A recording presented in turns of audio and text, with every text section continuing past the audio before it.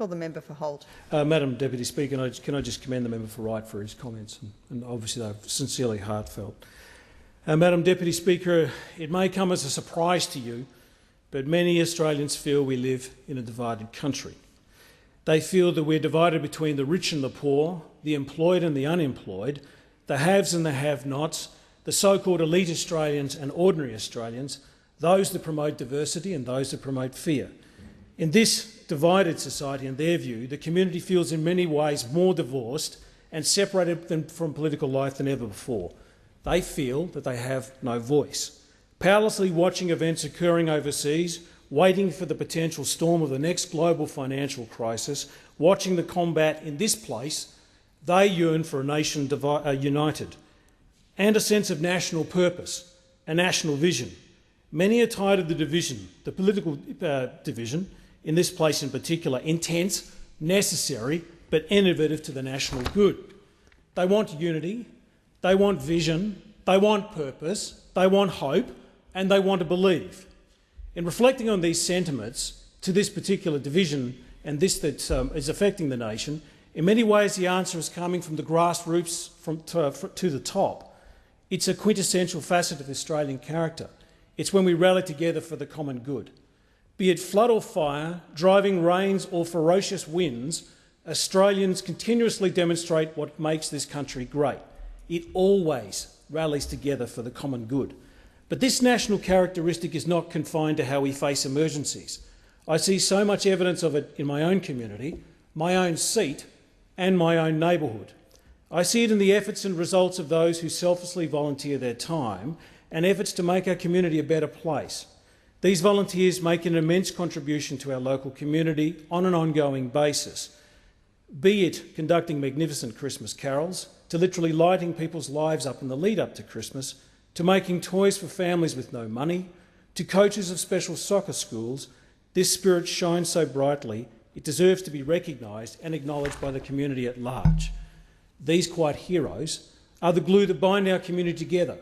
Without their voluntary work, many of our community service and sporting groups wouldn't exist. And in my mind, there's no better way to recognise them for their effort than on Australian Day. And tonight, I pay tribute to the 29 outstanding individuals and one organisation who received a 2012 Holt Australia Day Award for their contribution to the local community in my electorate of Holt. The 2012 Holt Australia Day Awards were presented at the Day of Nations celebrations in Hampton Park and at the Actively Diverse Day celebrations in Doveton, with a large crowd of families and friends turning out to support the recipients.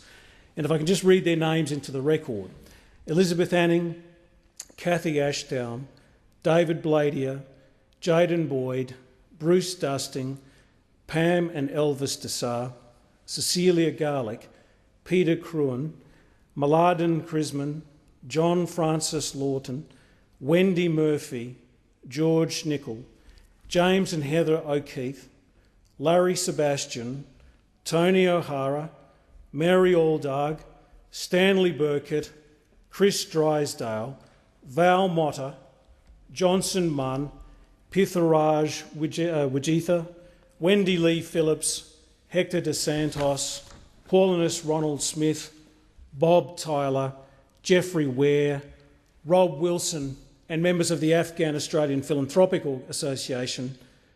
We heard of their stories when we actually presented them with a certificate, a frame certificate and a plant, which was an Australian native plant, which I thought was appropriate given that these people sink their sort of roots of their plants into the soil of the community. But we heard some great stories. And as I said, after listening to those stories, and we read them out when we presented the awards on Australia Day, it was apparent again that as a country we're at our best when we come together. And in my view, we do that better than just about anywhere else in Holt.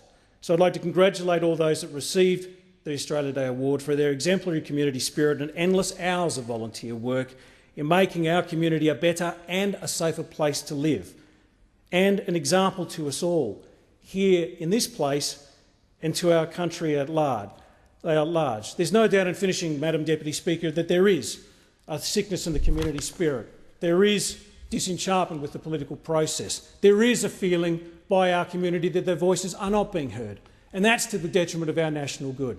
And I'd just like to say to those here present and to our community at large, these heroes show us the way. and let's honour them by trying to be more like them in this place and elsewhere.